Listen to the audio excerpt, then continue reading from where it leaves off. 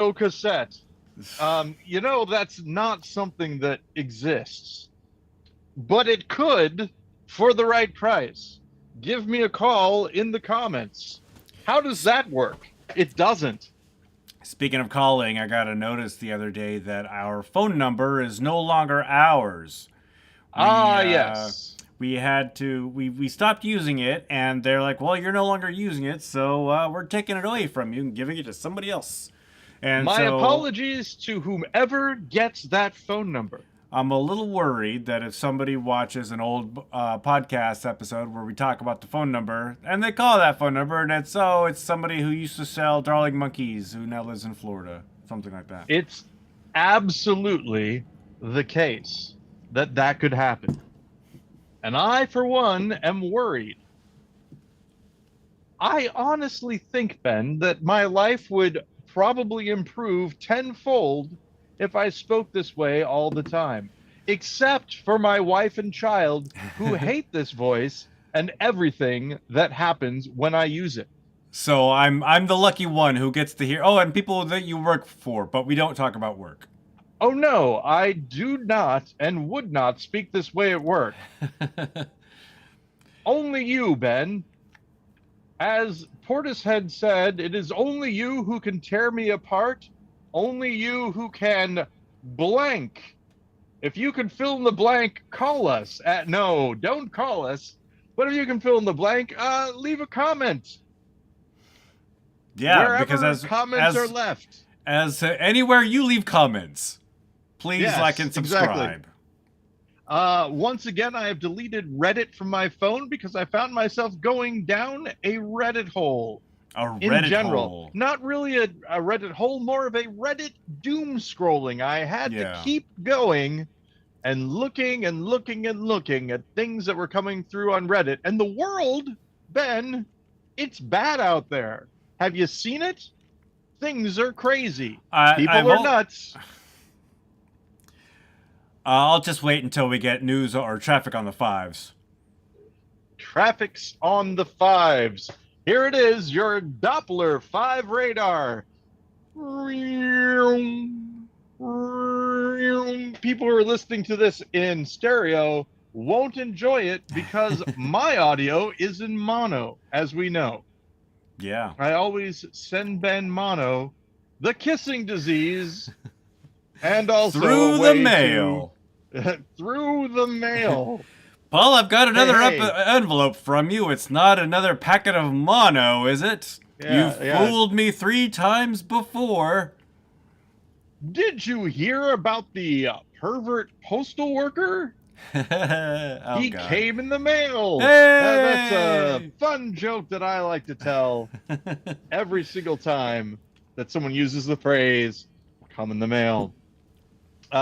Still one of my favorite jokes that I said to you and Stephen and Joseph Krebs during a travel time that we had. I believe we were going to the Annex Retreat and we were all in the same car. And the joke was, I was going to Jack in the Box and they said, hey, don't do that. We might need that box later. That's my favorite joke.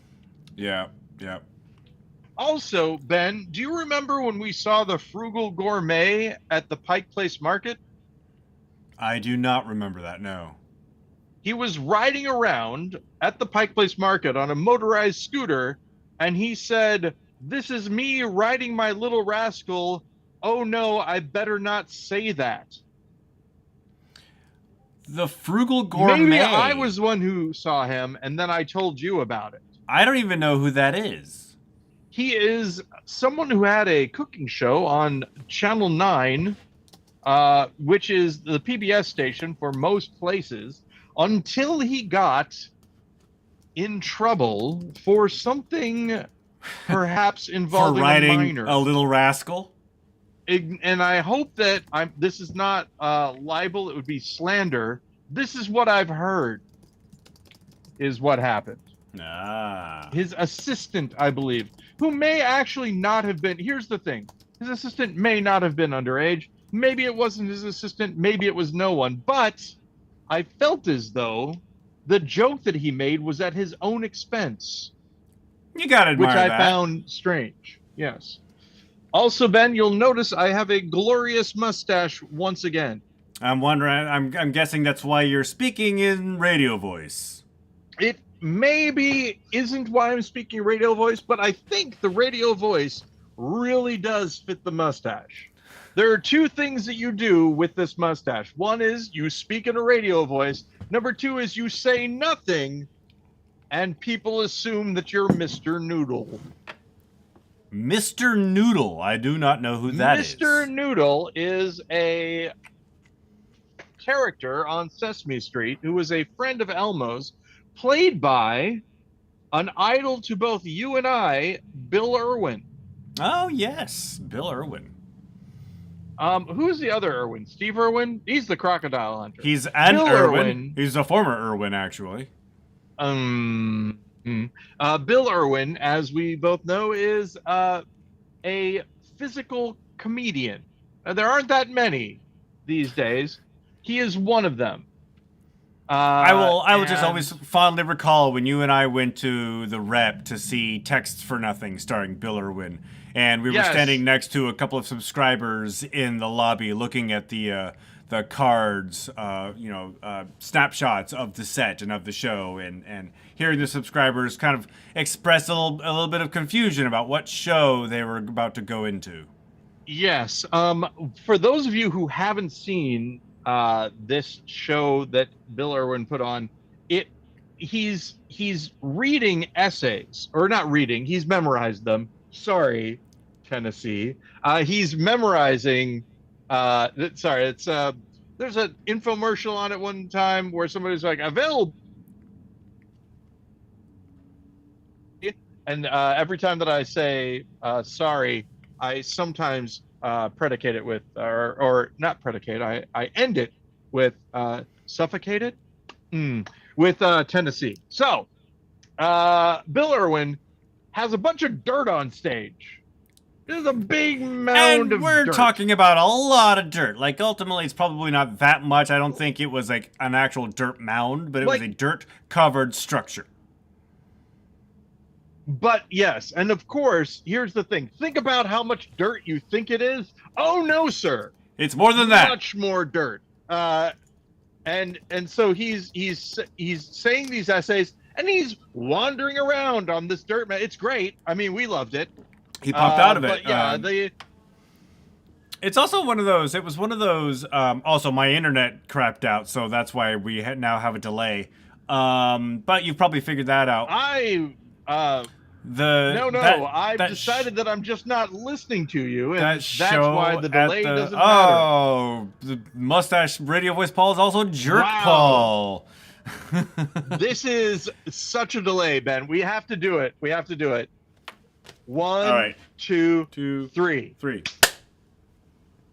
Oh wow. Okay, now you do it. All right. 1, 2, 3. Okay, let's fix this. Sign out of the Zoom call, and then log back in. Sign out. Yep, I'm gonna sign out and sign back in. So right. I'm signing out of the Zoom call. So for everybody on the stream, I think I know somebody on the stream. Hey, there's my face.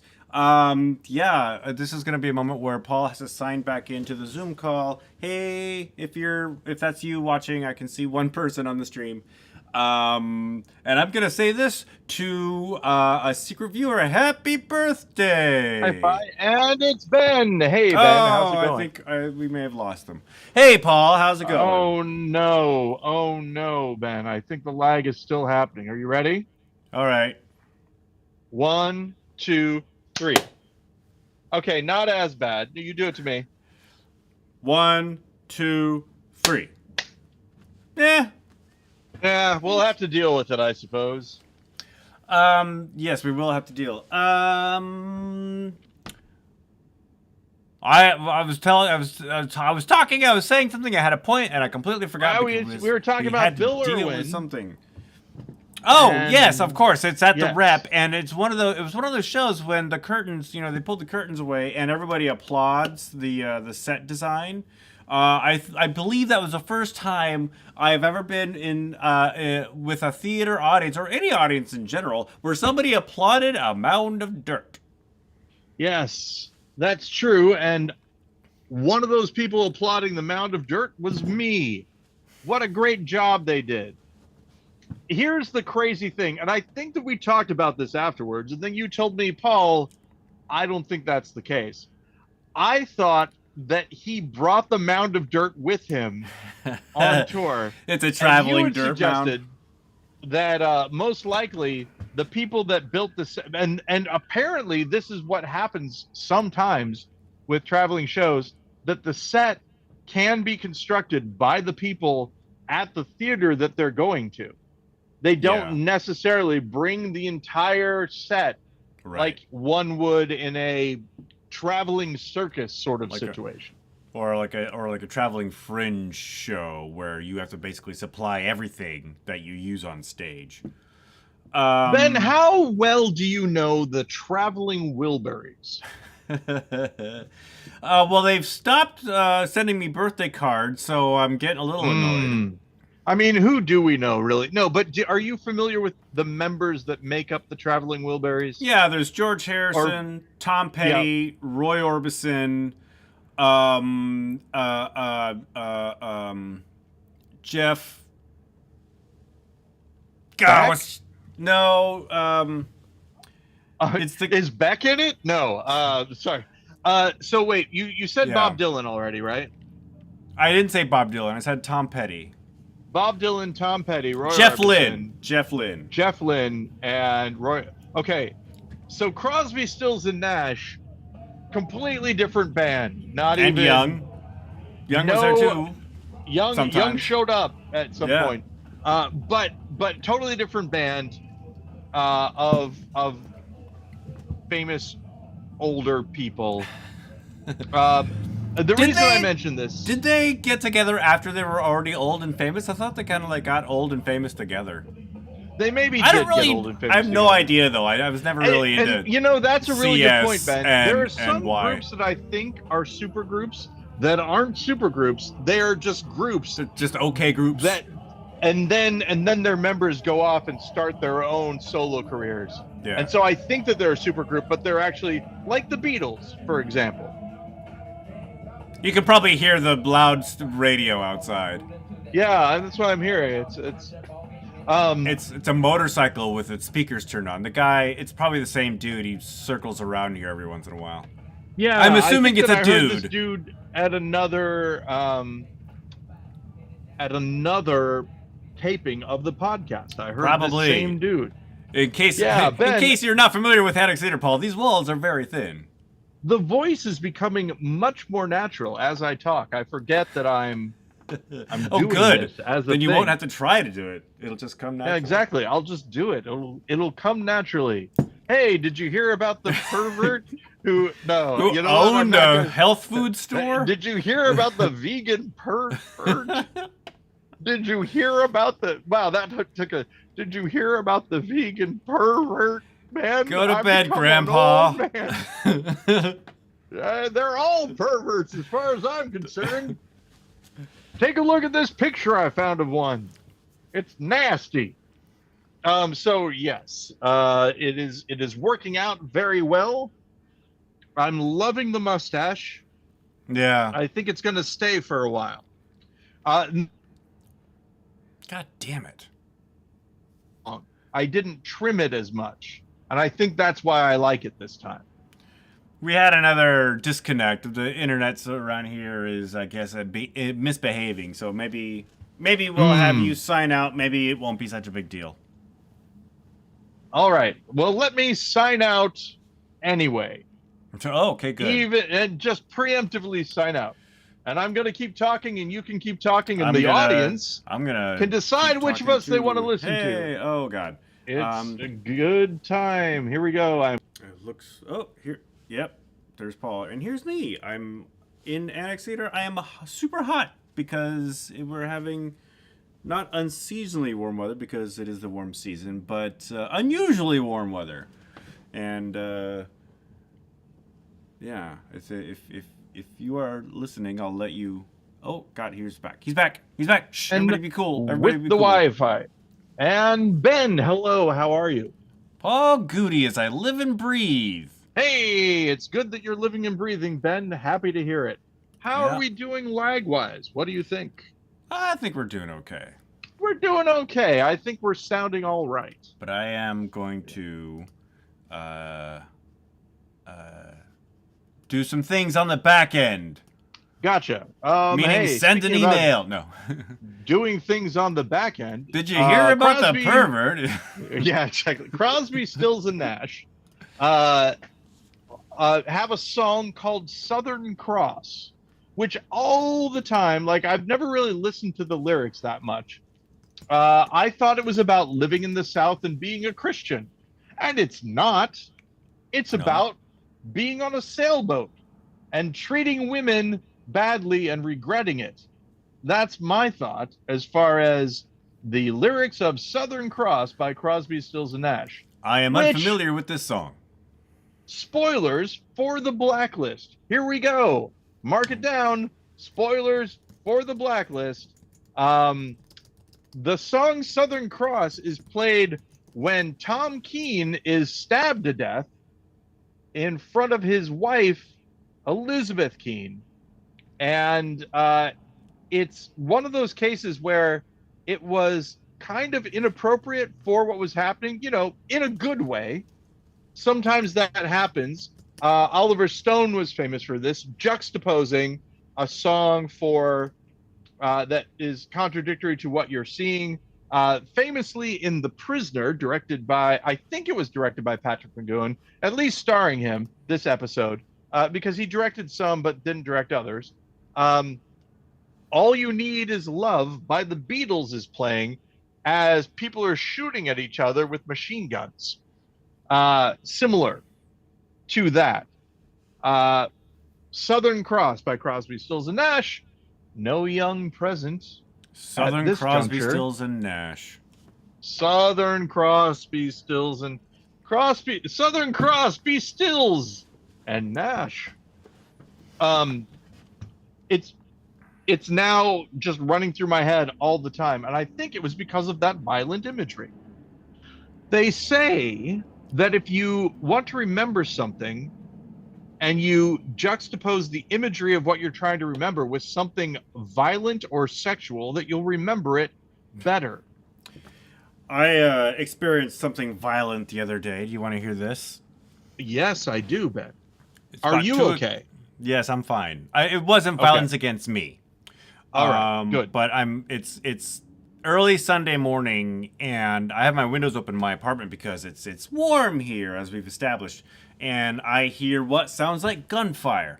But I hear explosions and what sounds like gunfire in my neighborhood all the time. It's a very active neighborhood at night.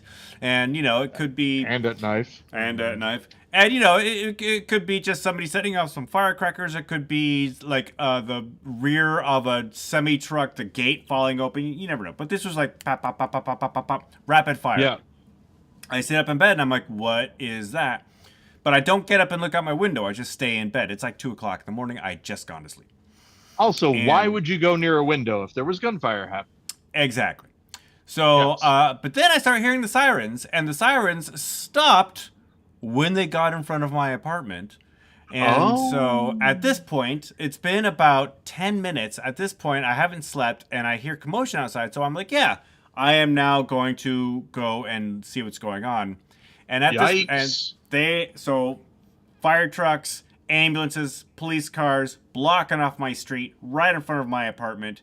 It was gunfire, and somebody did get shot on the sidewalk across the street from my apartment because I saw them wheel him into the ambulance on a stretcher. Oh. And there was like they covered him with a sheet. His head was exposed, and there was a lot of. So it's like he had a massive leg wound. Wow. 2 people got shot in front of my apartment. This was Saturday night, Sunday morning, and yeah, in the same incident. Same incident. And so apparently this person also, the shooter, also shot somebody else further down in Belltown. They have yet to find this person. And so, yay. Gun violence a shooter in front of my at apartment. large And Ben, where is Phoenix Jones during all of this? Well, I don't know, he's probably serving out a sentence for assaulting somebody. So he's in prison.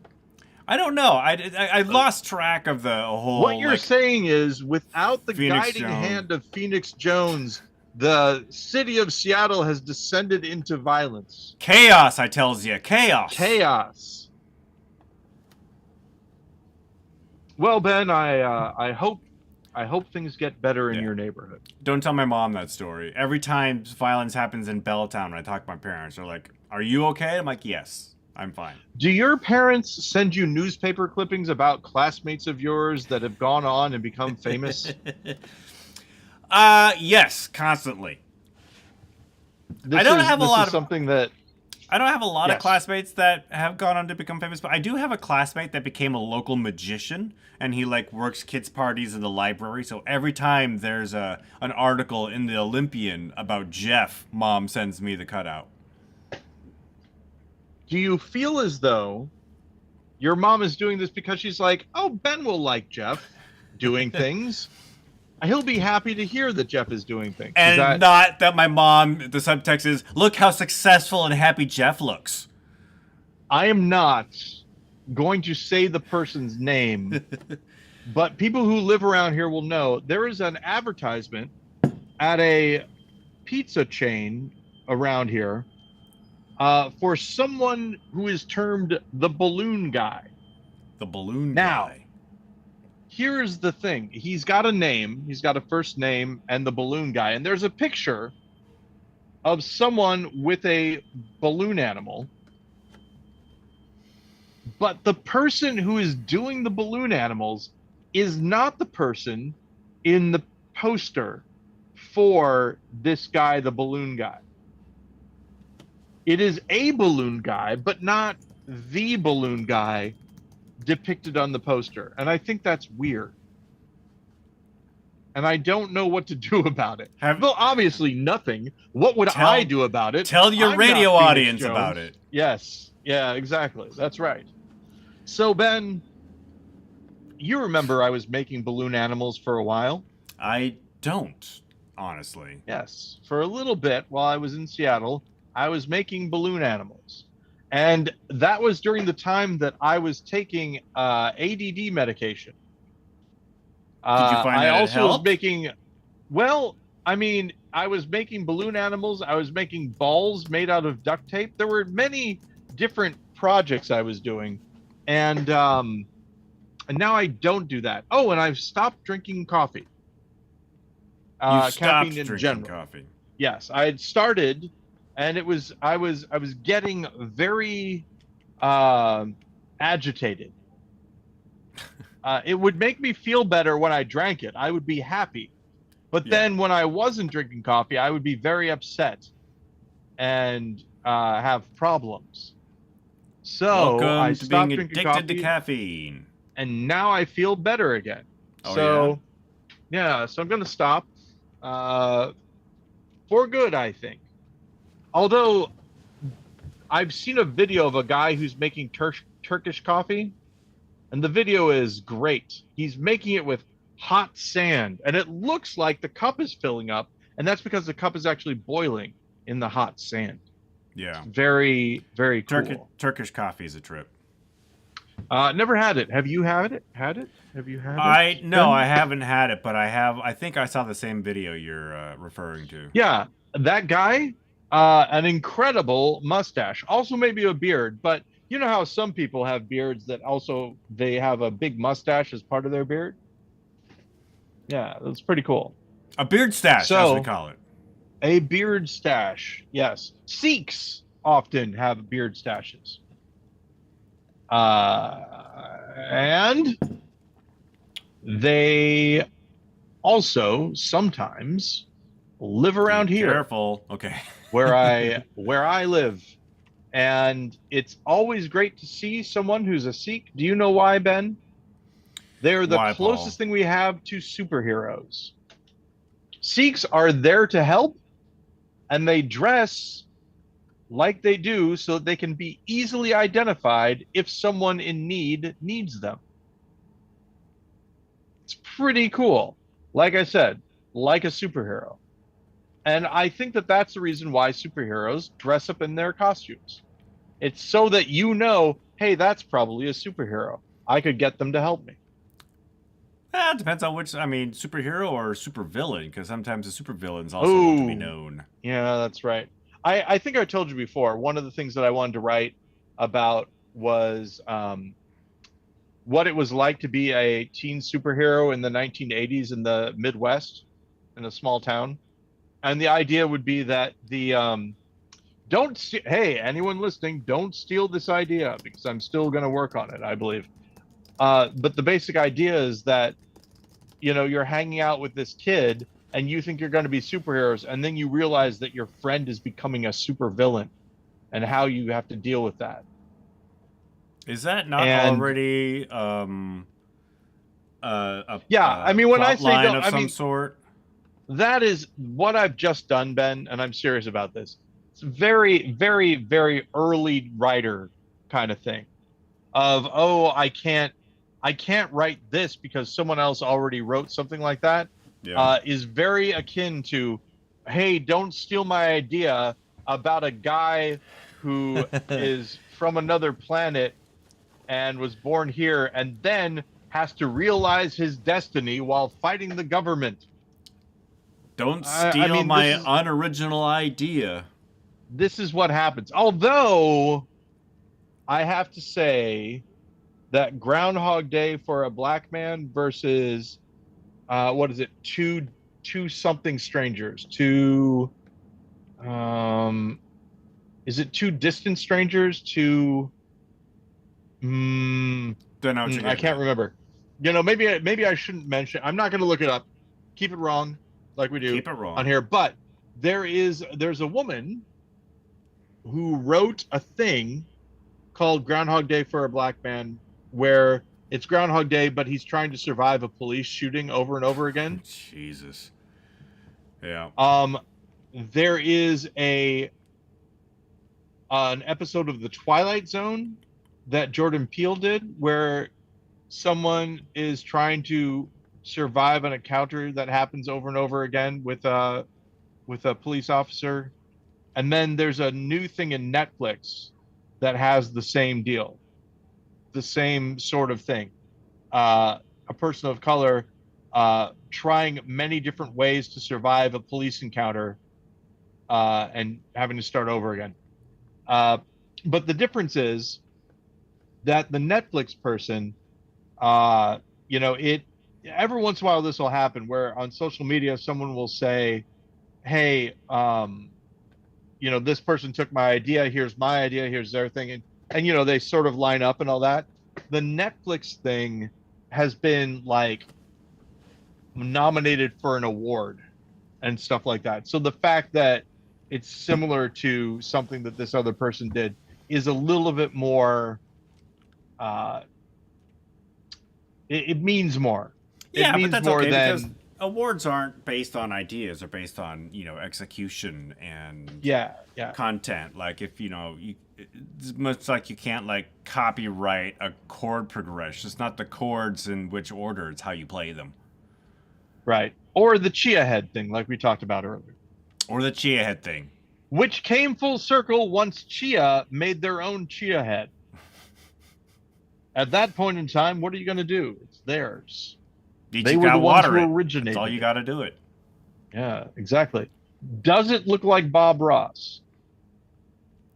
Never Bob had Ross? a chia head. Never grew chia seeds. Is that his name? Is it Bob Ross? Bob Ross? Yeah. The painter. Yeah. For some reason, it's like when you say a word over and over again and it sounds wrong. Bob Ross sounds weird to There's me a now. word for that too, and I dare you to say it over and over. Bob Ross. Bob Ross. There's a documentary on him that I watched, and one of the things that I learned about Bob Ross is he hated his hair. The only reason that he permed his hair was because he was struggling and figured it was a way to save on hair product and haircuts. And then it became his icon, and he couldn't get rid of it. It's that funny. is dedication. In the TV show C, did you see any of the TV show C? Did you watch it? I did not know. I realize now why Bob Ross sounds weird. The character played by Jason Momoa in C is Baba Voss, which sounds like Bob Ross. Baba Voss. I found C to be a good TV show that I enjoyed watching. I've heard good things, and yeah, Dave Bautista is in the second season as well. Is that what I hear? And it really is kind of funny because Dave Bautista is spoilers for C is playing Baba Voss's brother, I think.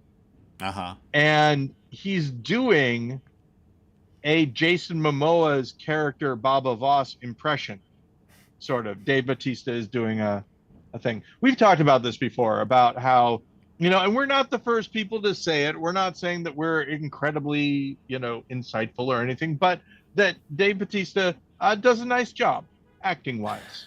He cares about being good as an actor. I've always enjoyed the Guardians of the Galaxy movies, and Dave Bautista as Drax was always a large part of that. There's a third one out now. I mean, have you seen that guy? He's huge. I'm surprised that I haven't large part of it. You see, searched it out. I'm surprised I haven't searched out the final Guardians of the Galaxy movie. I think I'm kind of done. I think with large superhero projects. Well, the strike is on also, Ben. You can't watch any movies or TV. Haven't you? Is that a rule? We've made a joke about this last time. I don't know if you remember. I don't remember being a joke. I remember that in your household, you cannot watch new properties. Right, and that's just something we're doing. And you were like, I don't think that they said that you can't do that. And I was like, no, it wasn't. And so I heightened by saying that now we can't watch any TV or movie, even though I just saw. Get rid of your TV. Throw it out the window. Welcome to SCTV. No. Exactly. Yeah. So I got this book. It's called The Brownies Their Book. It's about brownies, and I have to buy it again because the version that I bought, I love it. It's very small. Canadian. It's this big. The book is normally not this big. And the whole reason I bought it was so that I could look at the drawings and study the way that this guy does his artwork, because it's great. Is it a comic book? It is. No, what it is it's a it's like a Dr. Seuss book kind of.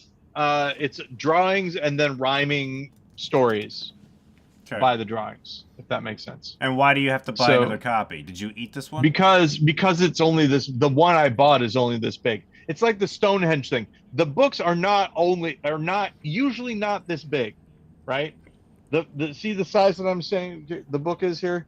Like this book here is gigantic compared to how big this book the book I got. And that's not even a big book. I'm not going to return it because I like it. I like that I have a little version of this book, but I have to have the real version, the real size. That's interesting. Well. They just made a mini copy, so is all the text and images shrunk down as well? They're just all shrunk down, yeah. Yeah. This came out in 1993. The book itself came out in the 1800s. 1993. That was 30 years ago. Can you believe it? I can't. My You 30th should, high school reunion is next year. Hey, this is a deep cut. Jennifer mentioned that Brett Fetzer is almost 60 years old. Almost 60. I did not know that. Can you believe it? Can you believe it? So, I can. I'm actually seeing Brett tomorrow. I'm going to his show. Hey, he has a show? Let's plug it. What's the show? It's called Saints and Sinners. It is Brett Fetzer, Scott Augustin, and Colleen Conway Blanchard, and they just read stories at 18th and Union. 3 of my favorite writers. Yeah. All in one. Wow. All in one room. One room cannot hold that much talent. They should never all be in the same room. They have to take separate rooms at one point. Yeah, that's too bad separate that I don't rooms, live there. Separate beds. Yeah. One big bed, separate rooms. It's a divider in the hat. Changing the sheets is hard. So, I mean, one of the things that we've talked about, as you know, is maybe going to Spokane, being there, maybe being in the Tri-Cities. And this is all to do with like where Jennifer's father lives? Yeah, Jennifer's dad lives in the Tri-Cities. Okay. Tacoma is expensive, apparently, also. Were you looking at like on Zillow in Tacoma? Yeah, exactly. Just looking at the different places that are around. I mean, I don't know, Ben. This is the thing that I'm concerned about, is that living 3 hours away from you and living 8 hours away from you, I don't know how much of a difference it's going to make to me in my being able to see Ben. Like if I lived in a bus ride away from you, then I could show up and be like, "Hey, Ben." I mean, if you move to Tacoma, you can take like the train, the Sounder. But yeah, Tacoma is unfortunately still expensive. I bet you Edmonds is expensive now. I mean, anywhere you look in town in this area, you know. Port Townsend, expensive. Did we talk about Vashon Island already? Yeah, a little bit. Jennifer doesn't want to live on an island, though. At least not one like Vashon that you just can't get out of. Yeah, Vashon's nice, but it is like when you go there, you have to stay there. I think even the ferries stop running at a certain time.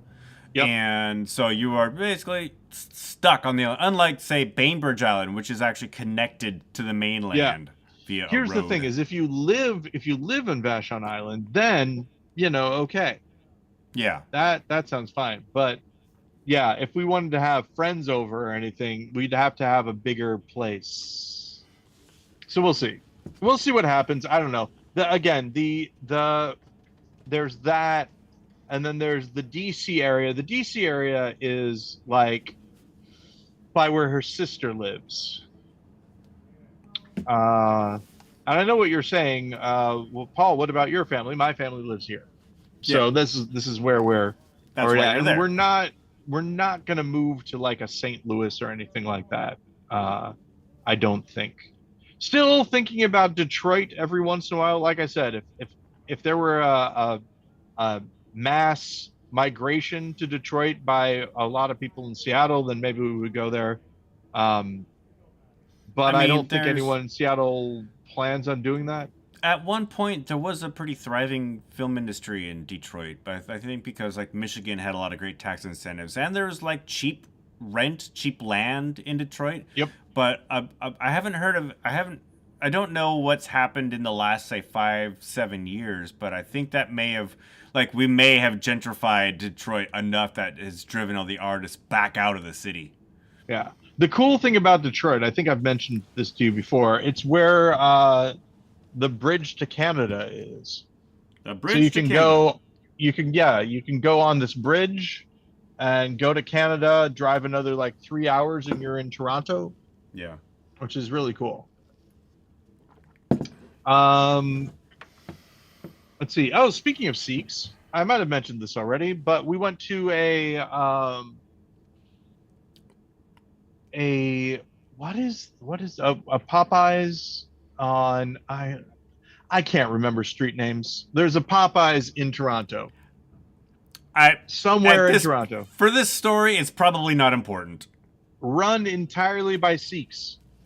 Oh yeah? Yeah, it was kind of cool. Very interesting. I work on a podcast about diversity, and one of the first episodes, the host interviewed a Sikh and was talking about how he had to deal with post 9/11 violence, and basically just how like people don't know, right? They see a person of color in a turban, they automatically think they have their biases, right? And it's not like Yep. not like he could have said, "Look, totally different. That's totally different." But Yeah.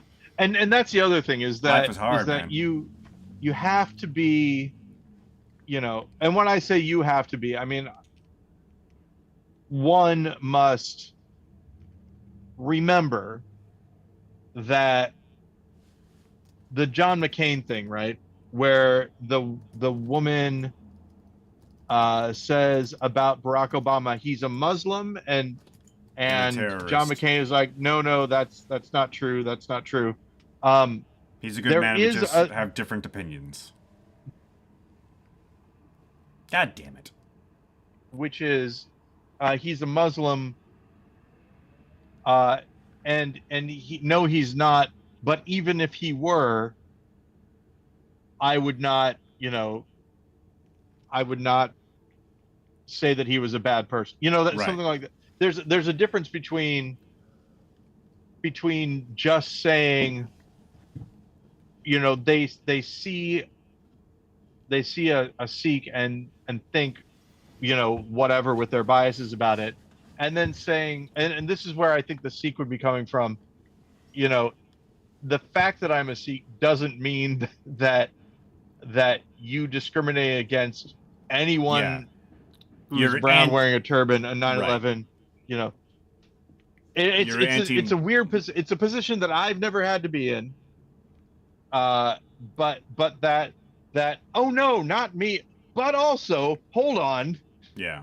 not me, but if I were, what is it, the Charlie Chaplin thing where somebody said, well, it's in the movie, so I didn't see this in real life, but where someone says, "Oh, you'll have to excuse Mr. Chaplin, he's Jewish," or something like that, and he says, "I'm afraid I've never had the honor," or "I'm afraid I don't have that honor," Yeah. something to that effect. It was great. It was a great way to mention it. Charlie Chaplin, famously horny dude. Yeah, he famously he married like a 14-year-old. Yeah, that's not just being horny. That's a separate thing. That's a but separate also thing. famously a horny dude. I recently just read a book about Buster Keaton by Dana Stevens called Cameraman, and it was how the film industry essentially grew up with Buster Keaton because they kind of like matured together, right? And there were a few stories about Charlie Chaplin. I used to love Charlie Chaplin, right? I still have like that DVD set that they released a number of years ago. Because I went through a big like silent film star phase back in the ATF days, I want to say, and yes, back like early 2000s, and yeah, this book, these stories about Chaplin does not paint him in the best light, regardless of his pederasty. Yeah, he was just like he was a jerk, a controlling jerk. I don't think we get along. Yes. Yeah. Whereas, what about you and Buster Keaton? Think you get along a little bit more, a little bit better? Oh yeah, we'd be tight. No, Buster Keaton. Who's that guy? Buster Keaton and I think have a lot of similarities in that he had a really hard time advocating for himself, and I do the same thing. I don't tell people this. I'm a bit of a pushover sometimes, just because I don't want to like cause conflict. And so I'm very agreeable, and I think you and I are both. Buster Keaton was very much the same. Both that way a little bit. Yeah. I mean, which is part of the reason why I think we work well together, because neither of us wanted. So there's a lot of yes anding of, what do you think about this? Yeah, that's good. Let's do that. Fine. That's good. And then we just do that. Harold Lloyd.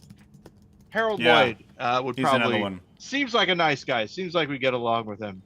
I haven't heard any. I don't know many stories about Harold Lloyd, but what I do know is that he was a great businessman. Like, really? Keaton was not a great businessman. Lloyd knew how to manage money. Interesting. Yeah, let's see. Abbott and Costello. Abbott was the jerk. Is that right? No, Costello was the jerk. The straight to man? Abbott. Is that right? Yeah. Yeah. I think something like that. Like that. That like makes sense. He And the reason I say he it knew makes he had sense, a health condition at one point. I don't know anything about that. The reason I say it makes sense that Lou Costello, no, Bud Abbott, um, like the reason the straight man was the jerk is because back in those days, comedians were a dime a dozen, but you couldn't find straight men. So he had job security. He had pull, right? Oh, They could have like gotten rid of the comedian and just replaced him. but what? No, but what I was saying is, I think Costello was the jerk to Bud Abbott. Yeah. Like my understanding, because Abbott is the straight man, right? And Costello is the comedian. Yeah. And the understanding that I had was that Costello, like, Oh, he was the there was jerk. some sort Okay. of yeah, there was some sort of health condition that Abbott had, and Costello would like purposefully wind him up so that he would like get unhealthy, like pass out or go faint or something to that effect, and then he'd do it his way after taking Abbott out. I wish I could remember slander, nothing but slander, Ben, all the way through this podcast, but I believe Very, that's the case. very credible sources tell me. Yes, people are saying that Bud Yeah. Abbott.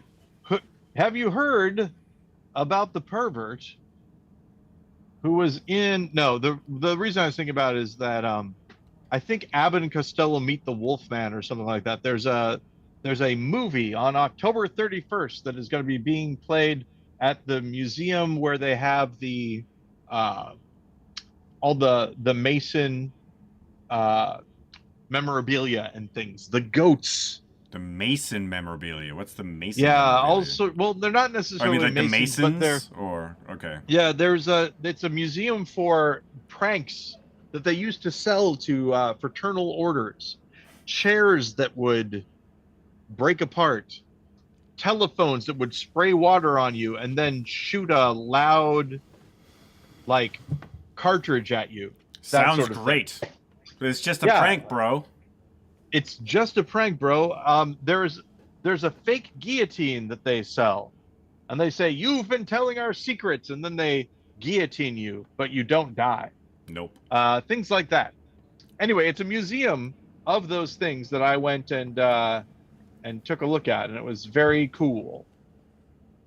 And they're And I became a playing Evan member. Costello Meet the They're playing Wolfman on Abbott Halloween. on Costello Meet the Wolfman. Now, here's the one thing: there was a little bit of an undercurrent of old time wish for the good old days about it, if that makes sense. Like, there's a little bit of around in small towns in Illinois. There's a fine line between nostalgia and sort of a kind of nationalism. It's a very fine line. Oh, how much better things were back Yeah. in the olden days, that sort of thing. So Back when I always, when discrimination was legal.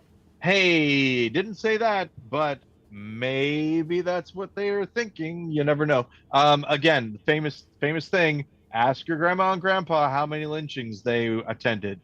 Right. And when somebody said that, I think I've told you this before. It's on social media. It's what this guy was talking about. Said, ask your grandma and grandpa how many lynchings they attended. And then he paused for a second. He said, "Oh, well, come on now. Someone was there. That's a pretty big crowd. You know, have you ever talked to them about it? No, you haven't. Because no one talks about it." And that was his big thing, is that these are Right. conversations that we have to have. Uh, and yeah, I don't know. I mean, you and I both, I think, have experienced. We're the same age. The experience of grandma and grandpa maybe saying something and being like, "Ooh, no, Oh yeah. no." Yeah. Yeah, That's the thing, right? I mean, I didn't know my paternal grandparents very well. I was just a kid when they both passed away. But yep. yeah, I did. There is, if I hadn't heard about my other set of grandparents, if I hadn't heard it directly, I heard stories about stuff that they said. Yep. Yeah, yeah, Even now, every once in a while, it's like, whoa, hey, wait a second. Zoom calls during COVID with the in-laws. Every once in a while, they would say something, and it just like Yeah. hackles on the back of the neck. Okay, we're all having fun. We're all here, and it's just a good time. Nobody talks to anybody anymore. This is fine. This is fine. Uh, Jennifer, of course, is not a this is fine person. She is a what? What? So that's Yeah. useful as well. Yeah, famously, occasionally, being asked to, for instance, not talk about something in pleasant company. Oh, don't mention. I'm just, Yeah. I'm skirting around it, but oh, don't talk about how this time this one family member assaulted this other family member, right? Yeah. And Jennifer saying, "Oh, we're not going to do that. We will talk about that. That is something that happened. It's she's a good addition to that dynamic." Makes Thanksgivings a hell of a good time. Yeah. Oh, you know who else? Betty. Every once in a while, Oh will take yeah. time out at large family gatherings to get on a soapbox about some social issue. Uh, and me, the coward, I'll be like, "Ha ha, yes, Betty, very good, very okay. I So let's trust these are pass like the socially progressive social issues though that are important to the kids yes, and nothing that you're yeah. embarrassed about. Yeah. Well, yeah, and it's well important to the kids, but also here's the thing: I have some Furries have rights relatives. too. No. Right. Well, something to that effect. Yeah, I have some relatives who are offended by things Betty says sometimes, and have to be talked down by other relatives. I believe the last one was when Betty said that, and she was repeating something that I said in jest. So that Jesus and Santa Claus were the two genders of Christmas, and the Yeah. idea that Jesus is a gender was offensive. Um, that sort of thing, and having to be like, well, the kid said it, not me. Right. But Dad, you Oh, said it earlier. Well, kids yes, I say the suppose I did. greatest things. Oh man, Bill Cosby, crazy, crazy still. Bill Crazy Bill Cosby, Cosby. so wholesome He's going he on was tour, I at think. our time. Really interesting. I heard a rumor that he's going on like some sort of like stand up tour, and everybody's like, half or more than half the country is like, what does he think he's doing? The other part of Well, the country is like, let's do it. was he acquitted? I Was don't he? I don't recall. Kevin I Spacey don't was recall, acquitted, Your and I Honor. think I'm In England, conflating the two. I Yeah. think these were charges that were brought in England. Sorry, in Great Britain. Yeah. So, I don't know. That was a weird thing when you remember that he got in trouble, and then he did a weird YouTube video as his character from House of Cards. I never watched House of Cards. I remember that video coming out, and I didn't watch it because it was super cringeworthy. And I'm like, Yeah. I'm not going to be able to watch this entire thing. Yep. So, I mean, one of the things, House of Cards, again, a TV show based on a British show. Sanford and Son, also a TV show based on a British show. Did you know that? I did It's not true. know that. So, but House of Cards, and the breaking of the fourth wall, speaking directly to camera, was an aspect of the British version, also. Mm. So, but that's a thing that he did. I didn't. I mean, I heard that House of Cards was based on a British show, but I also heard that one of the reasons why it got greenlit is because Netflix had like a poll, and they asked their viewers, "What type of show do you want to see? Who do you like watching, and who's your favorite director?" And they were like, "We like governmental dramas. We like Kevin Spacey, and we like David Fincher as a director." And so Netflix like put those together. Market research theater in action. Exactly. That's a little crazy. We weren't in that, were we? I was just trying to remember it because I think we did something for Matt, but we weren't in it. We did something for it, but we weren't in it. Yeah. Did we do the research? Is that honestly, what we did? Did we? I mean, because we did something for it. Yeah, we did. Yeah. But was it like a performance of sorts? It's not on the list. I don't think we performed, but we weren't in it. But what did we do? It might have been. What did we do? Yeah, exactly. Did we? We may have helped the market research part. We may have stood in the lobby or on the sidewalk with clipboards and I think that's what it was. And asked people their opinions on things. I think that's what it was. I really do. Because I seem to remember having sheets and doing things with them. Well, there was another show that we did a lot of stuff for that we technically weren't in. I don't know if you remember this, but Line 1. We did a lot of phone calling for the black box version of Line 1. Yes. In fact, the Halloween episode, we did a crazy... That was a lot of fun. I remember that. Yeah. We banged stuff outside. And banged on the door of the theater. I really would have liked to have seen that. And what's his name? He does art more than acting now. Roy Stanton? Roy Stanton. Bald. Roy Stanton. Yes. Sorry, Roy Stanton. Roy Stanton, good artist. Have you seen the artwork that he does? Yeah, he posted on Facebook every once in a while. Yeah. But Roy Stanton, I called him and he was doing a thing. He was the person who was doing my audio.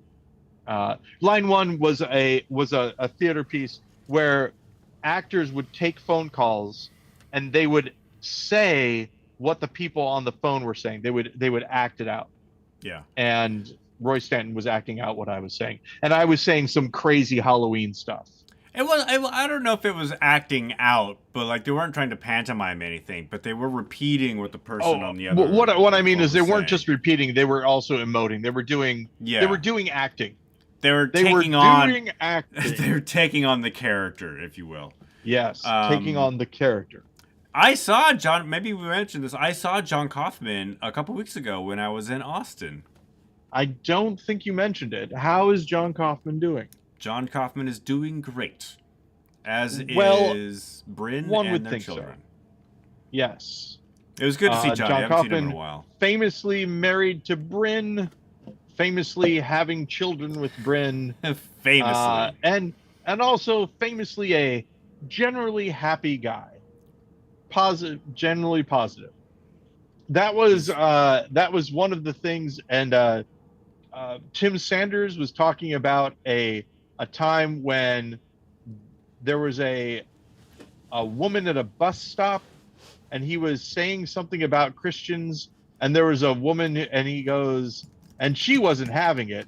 And John Kaufman, the first time that I've ever seen him throw shade, at least in my presence, to anyone, said, "Oh, she didn't enjoy you making fun of her religion," which I thought was, just deadpan, straightforward. I thought that's interesting. That sort of humor bites a little harder when it comes from somebody just as nice and amicable as John. Now, famously, I will say this: that Jennifer Pratt, my wife, also known as Jennifer Fact Checker, if you're familiar with earlier versions of this, it's been a number of years. Had one of those situations where there are no winners, because she was nonplussed by John Kaufman and Tim Sanders as people in general. I think just because they were darlings of the theater, each in their own way for a little bit, and she can be opinionated for sure. So when I told that story, she's like, "Okay," and then that was it. That was the end of the story. So I had to tell it to somebody else when I remembered it. I love Jennifer. She is great. Speaking of being great, what a great podcast. We did a good job. We reached the end. At the end, Ben, I ended up sounding a little bit more like myself. It just was a slow fade. I knew you had it in you. I had it in me the whole time. A What did the tiny pervert? Jesus. So yeah, exactly.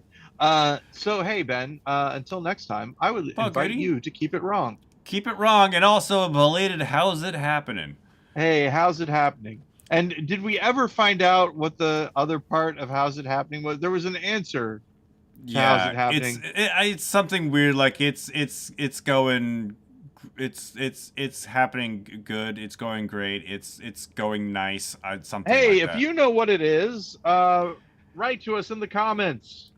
Or call Interaction is good. us at Hey, whatever the phone no, number no, was. don't call us. Can't happen. Hey, did anyone watch at all during this? As we've mentioned many times in this podcast, this is not a podcast for you, the Yeah. contemporary American or non-American as it is. This is for future people.